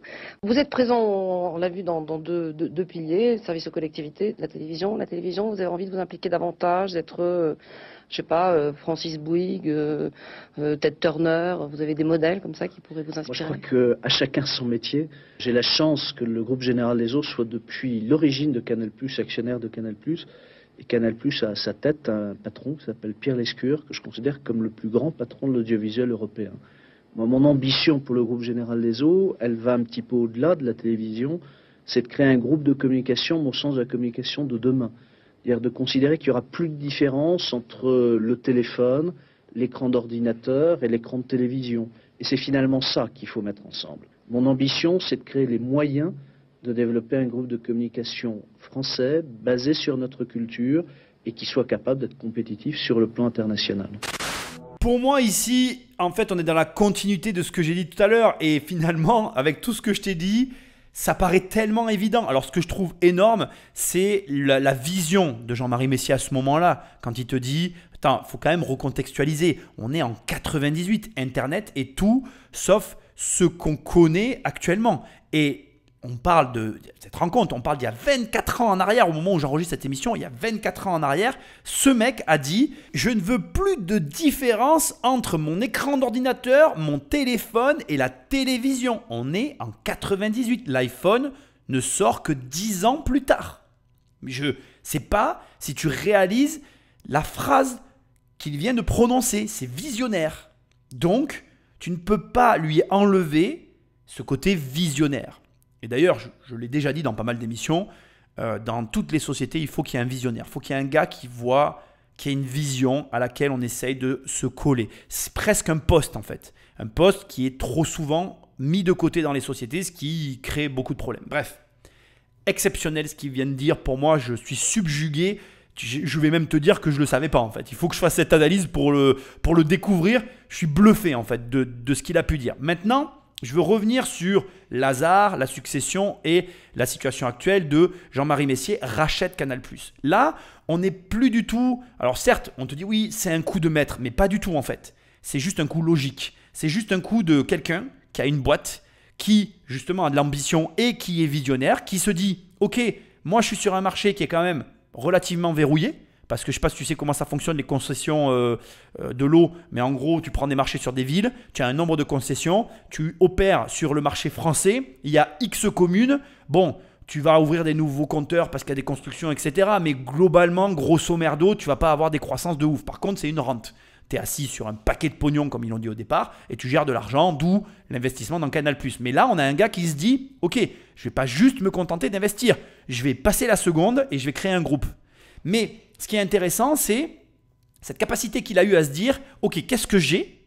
Je m'assois, je regarde ce que j'ai et qu'est-ce que je peux faire de mieux avec ce que j'ai. Et là, mec, je vais te mettre un bourre-pif dans la tête, c'est ta vie. C'est ta vie. Bordel, combien il y a de gens que je vois qui viennent me voir, mais j'arrive pas, gna gna gna. Tu t'assois avec eux, mais c'est ça là, pourquoi tu fais pas ça? Et ça, pourquoi tu fais pas ça? En fait, quand tu t'assois 100% du temps avec un gars en face de toi, il y a déjà 80% de tout ce qu'il peut faire, il l'a déjà dans sa vie. Alors j'ai une question à te poser, putain. T'écoutes un podcast sur la réussite d'un Français qui a explosé tous les compteurs, tu vois. Ça va péter très haut là, on est qu'au début de l'ascension. Hein. Et le mec, pour l'instant, il a rien fait de ouf quoi. Même pire que ça, il a fait ce que tu devrais déjà faire. Il s'est juste assis et il a juste regardé ce qu'il avait. Et il a fait avec ce qu'il avait. Donc, je te le dis directement, ne va pas chercher le secret de la réussite je ne sais pas où, ne va pas chercher la recette du bonheur auprès de je ne sais pas qui, ne va pas me dire qu'il me manque je sais pas quoi. Bordel, j'en suis certain, dans ta vie, il y a déjà ce qu'il faut pour que tu réussisses, bordel. Et je l'ai dit 2 fois. Et quand je suis vulgaire, c'est que je suis pas content. Donc, t'arrêtes un petit peu là ton blablatage, t'arrêtes les excuses parce qu'on en a tous des excuses et tu cherches des raisons, ou plutôt tu cherches les atouts qui pour toi, parce que c'est souvent ça en fait, pour toi, quand tu vas voir ce que tu as dans les mains, tu vas me dire ah ben non mais ça tu vois c'est un défaut et ça c'est un défaut et ça c'est un défaut. Et très souvent, les défauts ou en tout cas ce qu'on pense être nos défauts sont des atouts si on arrive à les retourner à notre avantage. Alors après, attention, hein, c'est pas facile. Là, je suis d'accord avec toi. Parce que ce qu'il ne faut pas après retirer à Jean-Marie Messier, c'est que pour transformer finalement cette situation de je suis actionnaire en je rachète Canal+, il s'est passé des choses. Il a bossé le mecton. Ça, c'est certain. Et qu'on soit bien clair, j'ai jamais dit à aucun moment que ce que je te demandais était facile. Mais c'est ce qu'il faut que tu fasses. Tu dois identifier dans ce que tu possèdes déjà des atouts que tu perçois comme des défauts et transformer ces défauts en atouts. Facile à dire, difficile à faire, mais si tu arrives à le faire, tu vas faire comme Jean-Marie Messier, tu vas valider un process et quand on valide un process, qu'est-ce qu'on fait ensuite? On le répète. Et c'est que comme ça que ça marche la vie. Et c'est pas plus compliqué, même la réussite. Là déjà, tu peux me dire merci. Bien sûr qu'après, il te faut des méthodologies, il te faut, comme je disais tout à l'heure, apprendre des connaissances. Tu vas avoir des besoins par rapport à l'exécution de ton plan. Mais dans un premier temps, tu fais juste ce que je viens de te dire et sûr, tu me remercieras. Tu m'enverras un message en me disant, comme j'en reçois souvent pour le podcast, « Putain, j'ai écouté ce que tu as dit et en fait, ça marche. » Ben ouais. Eh ouais, ma gueule. Allez, Patrick, Magnéto. Quelques semaines plus tard, à Paris, au Carrousel du Louvre, il est 15h quand Jean-Marie Messier s'avance à la tribune de l'immense pavillon installé pour l'occasion. Devant les 1500 personnes qui composent l'Assemblée Générale des Actionnaires de la Générale des Eaux, le show peut commencer. J'ai eu envie de commencer cette intervention en vous disant « Vous êtes formidable ». Le patron vient faire ratifier les dernières grandes décisions du groupe. La première, la pièce maîtresse de l'ensemble, c'est l'absorption d'Havas. La seconde, le transfert du siège social. Fini l'ancien immeuble de la rue d'Anjou, place à l'avenue Friedland, à 2 pas de l'Arc de Triomphe. Enfin et surtout, adieu la Générale des Eaux, vive Vivendi. Oui, là, il y a Vivendi. On a testé ce nom de Vivendi dans tous les pays du monde, dans toutes les cultures du monde, aussi bien en Chine, aux États-Unis qu'en Europe. Et partout, Vivendi, ça exprime la même chose. La vie quotidienne, le service, la proximité, l'élan. Et ça, c'est une très bonne définition des métiers du groupe Vivendi. Vivendi, to samo życie. Nouveau nom, nouveau logo, nouvelle image. Le patron emmène son groupe vers le 21e siècle. Maintenant, il faut raconter l'histoire, Vivendi, la story, comme disent les Américains, parce que, au début de ce siècle, les histoires d'entreprise ont remplacé les belles histoires romantiques ou d'aventure. Signe des temps. Jean-Marie Messier choisit donc d'incarner toute la communication de son entreprise. Vivendi, c'est Messier, et Messier, c'est Vivendi.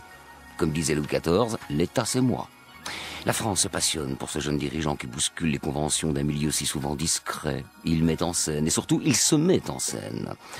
Il se positionne en bon père de famille qui s'occupe de ses 5 enfants, qui arrive en Renault Espace au bureau, qui n'a pas peur de dire son salaire. Alors on le découvre en photo dans Paris Match, allongé sur le lit de son appartement parisien, un livre à la main, les jambes croisées, une chaussette qui s'effile. La France tombe sous le charme. Messier s'est tapis sans les affaires judiciaires ni la gouaille. Mais il agace beaucoup de patrons, notamment pour ses prises de position en faveur des 35 heures où son ton a un peu d'honneur de leçon. En même temps, il rafraîchit l'image de l'entreprise et des grands dirigeants. Ici, je vais partir de ce qui me paraît être le moins intéressant pour finir avec ce qui est le plus intéressant. Et donc, on va aller à contresens de l'explication que l'on vient d'écouter. On commence par, tout simplement, le fait qu'il agace les autres patrons et qu'ils se mettent en scène. Et de manière plus élargie, ça corrobore ce que je te disais tout à l'heure. Certains vont y voir une stratégie. Ici, on a finalement, d'une façon un petit peu cynique, des rapprochements ou plutôt des parallèles qui sont faits avec le roi Soleil qui disait « l'État c'est moi », etc. Et le fait que, comme il s'est sous-entendu par la voix off, finalement, on raconte des stories autour des entreprises. L'air de dire à quoi ça sert, je préfère lire des romans d'aventure sur une histoire qui m'excite. Sauf que, je vais te dire ce que je pense. Je pense que c'est validé et éprouvé aujourd'hui que coller un visage sur une société, ça reste quand même beaucoup plus vendeur que l'absence de visage. Deuxièmement, qu'on le veuille ou non, les histoires, l'histoire, le storytelling, c'est extrêmement important. C'est vachement intéressant d'abord de comprendre. Et d'ailleurs, la preuve, regarde, moi je suis passionné par Jean-Marie Messier du coup. J'ai lu énormément de contenu, d'articles et aussi j'ai trouvé des parallèles dans des livres qui m'ont poussé à faire cette émission. Et c'est parce que l'histoire de Jean-Marie Messier est intéressante, qu'elle mérite qu'on s'y intéresse et donc qu'elle fait qu'on parle de ces personnages singuliers, particuliers. Et Jean-Marie Messier, pour moi, a d'une certaine manière compris le système et que tu colles ça sur de la stratégie ou non, ça restera ma vision jusqu'à la fin. Il avait ce besoin de séduction qui était indépendamment du fait, peut-être sa stratégie, mais nécessaire à justement ces levées de fonds et à cette machinerie qu'il était en train d'amorcer suite au ravalement de Havas, du rachat de société qui va être à la fois sa plus grande des réussites, on va le voir maintenant dans un instant, c'est là où ça va être intéressant, et à la fois sa plus grande perte, parce que pour moi, et même si ça sera mal traduit par l'analyse de ce reportage, et je suis là pour te compléter, pour moi Jean-Marie Messier, sa chute aura réellement été sa manière de procéder. Alors là maintenant, je te donne encore une dernière petite précision sur l'agacement qu'il pouvait générer auprès des autres patrons. Une réussite éclair française à cette époque d'une personne qui, alors je l'ai sous-entendu mais je vais le dire ici, il a cette casquette d'énarque et il a cette, cette image qui sera pour moi, comme je te l'ai dit tout à l'heure, indétachable de lui, de relationnel finalement. Je veux dire, quand tu regardes l'histoire de Jean-Marie Messier, tu ne peux pas ne pas te dire qu'il y a eu du réseautage, voire même du pistonnage autour du personnage. Personnellement, je vais quand même te donner mon avis, plus je creuse autour de l'histoire de Jean-Marie Messier, moins je crois qu'il a eu recours à ce genre de comment je vais dire, de supercherie. J'hésite un peu à employer ce mot, mais je ne pense pas que ça a été réellement ça. Je pense que son réseau, je pense que les connaissances qu'il avait ont joué en sa faveur, mais je ne crois pas que le fait qu'il ait été énarque soit un élément déterminant de sa carrière. Voilà, c'est ma croyance personnelle, c'est mon opinion, ça n'engage que moi, mais c'est ce que je pense. Ok ? Tu peux ne pas me croire. On revient maintenant sur le fait qu'il agace les patrons. Il agace les patrons parce qu'il a du leverage, parce qu'il a une croissance très forte, parce qu'il est médiatique et parce que surtout, justement, pour moi, cette espèce d'image de gendre idéal, le fait qu'il se montre avec cette photo, avec cette chaussette émaillée qui est impensable pour une personne de ce niveau-là, qui te fait te dire à un moment donné, ça reste un être humain et oui, il peut avoir des chaussettes émaillées. C'est peut-être volontaire, c'est peut-être à la dernière minute quelqu'un qui lui a dit de mettre cette chaussette, je n'en dirai pas plus. Eh bien, c'est peut-être un contrôle d'image de sa part, tu vois, ça a peut-être été travaillé, c'est ce que j'essaye de sous-entendre. Mais ce que moi j'essaye de te dire ici, peu importe, ça crée un personnage agaçant pour d'autres patrons qui n'arrivent pas à produire ces résultats-là et qui cherchent à les obtenir. N'oublions pas quand même qu'au jeu de l'argent, nous cherchons tous la même chose et que quand quelqu'un l'obtient plus vite, plus fort et de manière plus éclatante que nous, on ne peut pas faire genre ni toi, ni moi, ni aucun d'entre nous, en tout cas tous ceux qui cherchons à avoir des résultats financiers, qu'on ne s'intéresse pas à ces gens-là. Et je le dirai tout à l'heure, mais encore une fois pour moi, je l'analyse comme ça, on est dans une succession de chance, mais aussi de compétences qui ont validé un processus. Et pour moi, Havas, donc maintenant on vient au sujet qui m'intéresse, Havas, c'est réellement le point de bascule qui fait que Jean-Marie Messier va se lancer dans une course effrénée à l'achat d'entreprises. Et c'est, donc le paradoxe, c'est sa réussite et la raison qui vaut son coup d'éclat et de génie et la chute, puisque ça viendra de ce système-là. Alors, je n'ai pas eu les détails de la transaction avec le groupe Havas. Et je n'ai pas, comment je vais dire, tout à l'heure, je te donnerai des détails très précis sur la façon dont il va racheter les sociétés. Et il y a une partie de moi qui n'arrive pas à me dire qu'avec le rachat d'Havas, il n'a pas eu recours au même processus. En fait, Jean-Marie Messier, je suis obligé de te l'expliquer maintenant pour que tu comprennes par la suite, il a une façon très singulière de racheter les sociétés. Donc il y a, et ça me paraît à peu près clair et limpide pour moi, une connaissance bancaire que je t'ai évoquée tout à l'heure liée à son cursus professionnel, mais il y a aussi une méthodologie qui consiste pour partie à payer les entreprises en actions du groupe qu'il possède. C'est un processus légal et qui est, comment je dirais, validé, qui est validé et qui peut se réaliser auprès de tout le monde, mais tu ne payes pas en argent du coup. Donc je vais te traduire ça. Donc encore une fois, j'insiste, avec le groupe Havas, j'ai des doutes sur le fait qu'il ait réalisé la transaction de cette manière-là. Mais après, toujours est-il qu'il va réaliser beaucoup de transactions sur ce modèle-là. Donc en gros, je te dis une bêtise, mais imagine que je vends mon groupe pour 1 million d'euros et tu n'as pas 1 million d'euros. Parce que bien sûr, ça aurait été trop facile. Mais tu as la capacité de lever. Par exemple, tu me dis, ben voilà, moi je te paye 700 000 euros ton entreprise, Nicolas, et je te donne 300 000 euros d'actions de mon groupe en guise de paiement.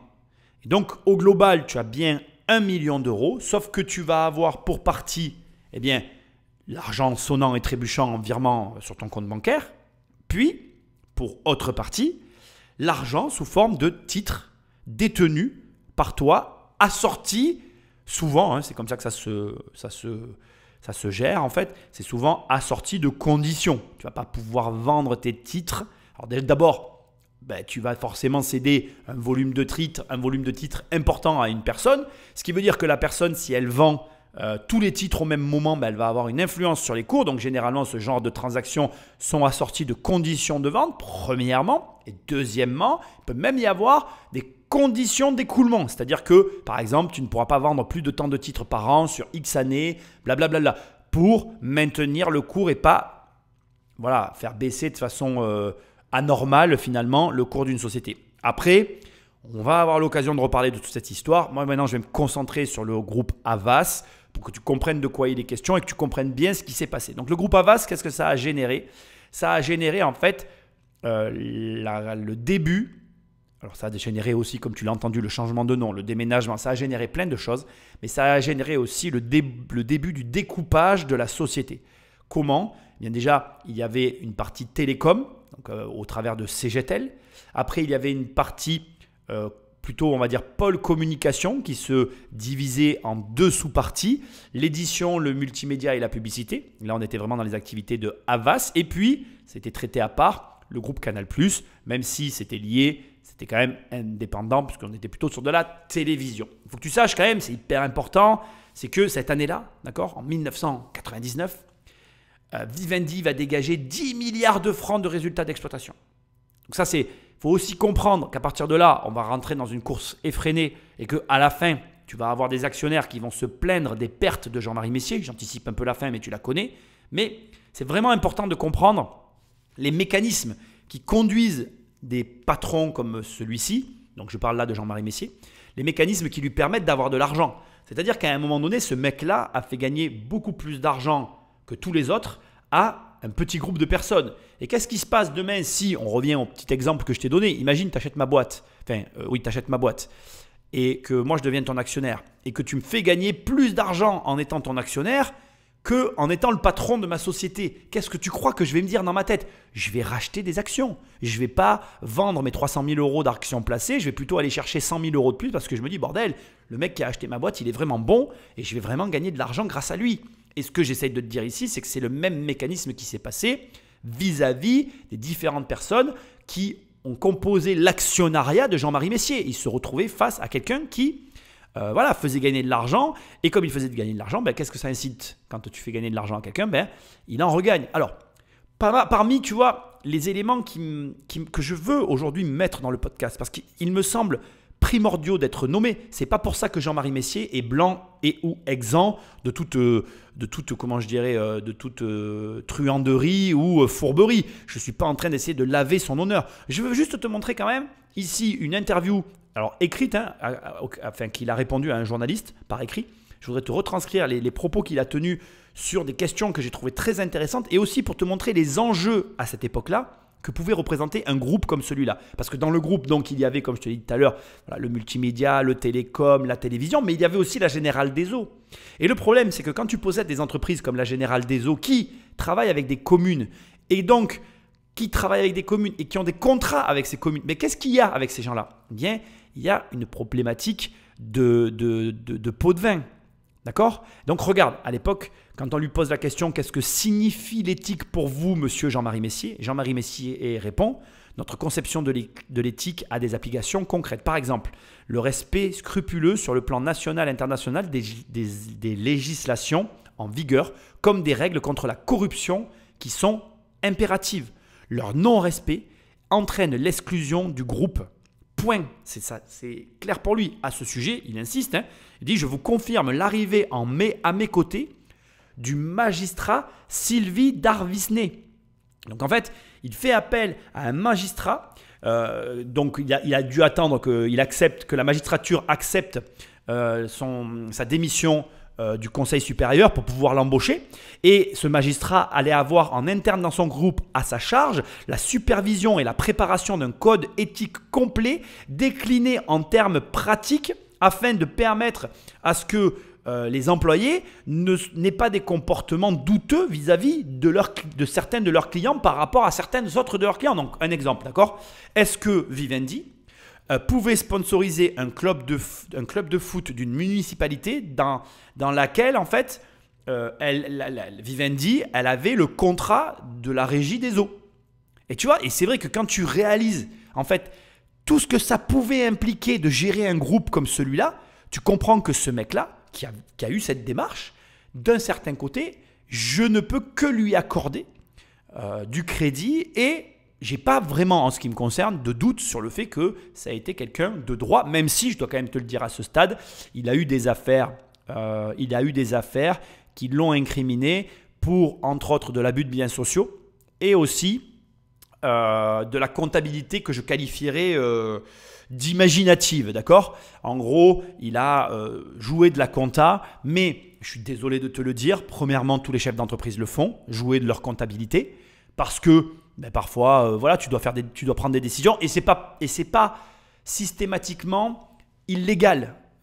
Voilà, je suis désolé de te le dire, mais moi je vais te prendre un cas concret qui m'est déjà arrivé et qui n'est pas illégal. Tu fonctionnes sur des années civiles et pour diverses raisons, tu as des encaissements qui sont décalés et tu as tes encaissements qui sont faits le mois après le mois de la clôture de tes comptes et de ton bilan. Donc en gros, par exemple, ta fin de bilan, elle est en mai. Tu as travaillé de mai à mai sur toute une année et tu as toutes tes ventes sur lesquelles tu as travaillé pour toute l'année. Alors moi, je travaille avec des notaires, si tu veux, donc bon, forcément, mes ventes, c'est le notaire qui donne les dates et c'est pas moi. Et les ventes de mon année civile sont réalisées au mois de juin. Et là, comptablement, le comptable te dit, bon, qu'est-ce qu'on fait? Parce qu'en gros, vous avez payé pour votre production, en gros, vous avez payé votre chiffre d'affaires sur l'année civile, mais vous encaissez vos revenus sur le mois suivant. Qu'est-ce qu'on fait, monsieur Popovic? Pose la question avec mon associé, mes associés, etc. Qu'est-ce qu'on fait? Et là, si tu veux, qu'est-ce que font les chefs d'entreprise dans ces cas-là? Ils regardent leur chiffre d'affaires. Tu regardes ton chiffre d'affaires et si tu as déjà fait ton chiffre, tu dis écoutez, non, c'est pas grave, on va pas prendre le mois, on va pas intégrer le mois suivant, on le laisse à l'année suivante et tu sais que l'année d'après, tu vas faire encore un meilleur chiffre d'affaires. Et il y a aucune. Ça, c'est complètement légal. Alors attention, Jean-Marie Messier n'a pas fait ça. Il a eu de la comptabilité imaginative.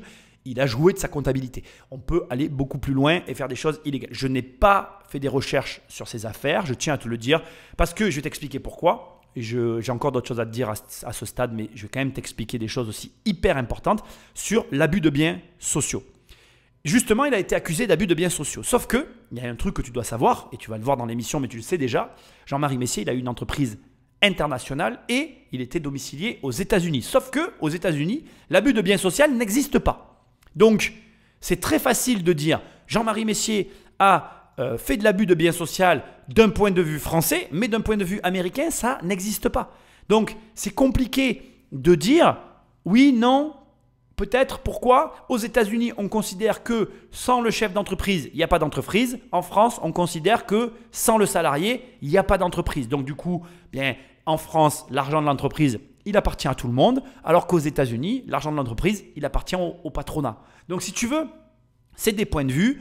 Je ne vais pas dans cette émission dire un tel a raison, un tel a tort. Moi, comme je le dis très souvent, et c'est mon exemple préféré, moi j'écris des livres. Si je n'écris pas les livres, ils n'existent pas.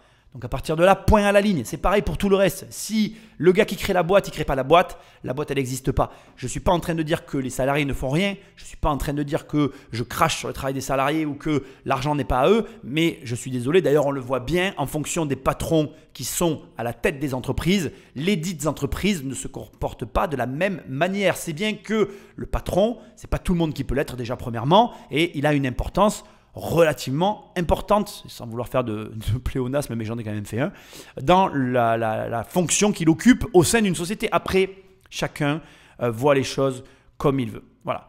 Ensuite, je veux juste te donner quand même des éléments encore que je trouve hyper intéressants. C'est que je ne vais pas aller dans le détail si tu veux, mais en gros, ce qui est hyper intéressant dans tout ce que j'ai pu faire comme recherche, c'est que quand tu vois les réponses que pouvait amener Jean-Marie Messier à ce moment-là aux personnes qui s'interrogeaient sur la manière dont il allait gérer ce groupe, Havas et la Compagnie Générale des Eaux, on avait quelqu'un qui avait vraiment une vision très claire de la façon dont il allait gérer. Donc, tu vois, par exemple, il disait, alors la question c'était celle-ci, avez-vous identifié des alliés privilégiés dans le domaine de la communication? Et là, la réponse était la suivante, chacun des trois métiers doit avoir sa propre logique de développement et donc ses propres alliances internationales. CGTEL les a et elles ne sont pas appelées à évoluer. Canal+ les a également avec Nethold et Richemont. Havas, dans ses métiers d'édition, doit encore les trouver dans l'année qui vient. Voilà. Et donc, tu vois, il a une vision très claire de ces pôles d'entreprise. Voilà, c'est pour moi, on peut le présenter comme on a envie. Je ne nie pas le fait qu'il y ait chez cette personne une forme de mégalomanie, mais il y a aussi, et je veux que tu le comprennes, une forme de maîtrise de ce qu'il fait. Il n'est pas arrivé là par hasard. Voilà. Donc, à partir de là, on va un petit peu se décaler sur la mégalomanie pour revenir plus à la technique sur d'autres éléments qui seront aussi très intéressants. Mais ce que je veux que tu retiennes, c'est qu'à ce stade, donc on est aux années 2000, il vient de ravaler, de commencer l'échafaudage, ou plutôt les fondations, avant de monter l'échafaudage de son groupe. Eh bien là, à ce stade, il gagne de l'argent, il fait gagner de l'argent à ses actionnaires et, de ce que j'ai pu trouver, il gère correctement cette entreprise avec une vision claire. Je te le rappelle parce que c'était quand même visionnaire pour l'époque, ça me fait halluciner d'avoir trouvé ça ici. Pour lui, le multimédia, l'internet, la télé, la radio, enfin gros tout ce qu'on consulte, va se regrouper en un seul et même endroit au travers d'un portail internet et d'une box, et on aura sur notre télé tout au même endroit, ce qui est arrivé aujourd'hui, je le précise encore parce que ça me tue de voir que ce mec avait cette vision-là à cette époque-là, et il travaille pour avoir un groupe qui soit capable de se positionner sur l'ensemble de ces médias. Les Guignols de l'info, émission phare de la chaîne Canal+, sa chaîne, n'hésite pas à se moquer du boss, lequel s'en amuse et il s'en explique à Béatrice Schoenberg. Et je suis désolé, je te coupe en plein milieu, bam. C'est la fin de l'aventure avec Jean-Marie Messier. Alors c'est pas la fin, j'ai pris vraiment pile au milieu du podcast qui a été enregistré d'un seul tenant. Donc j'ai pris le milieu, bam, j'ai coupé au milieu. Donc 1 minute 35. Et la semaine prochaine, tu auras la suite. Donc voilà, désolé, c'est un peu abrupt. Mais il fallait couper à un endroit. Donc j'ai mis un petit passage du début de la suite que tu retrouveras le coup d'après. Avec bien sûr mon introduction légendaire. Mais voilà, écoute, il fallait s'arrêter à un endroit, donc je suis désolé, c'est passionnant, mais il faut même marquer une pause et mieux reprendre le coup d'après. Donc bon, tu peux aller sur immobiliercompagnie.com comme d'habitude, il y a les programmes, il y a les livres, il y a tout ce que tu as envie. Et puis moi, je suis très heureux de t'avoir à mes côtés. Like, partage, prends le téléphone d'un ami, abonne-le. Merci de ta fidélité et de ta présence. Pense à me laisser des étoiles et un commentaire là où tu écoutes ce programme. Et puis, je te dis à très bientôt dans une prochaine émission. Salut!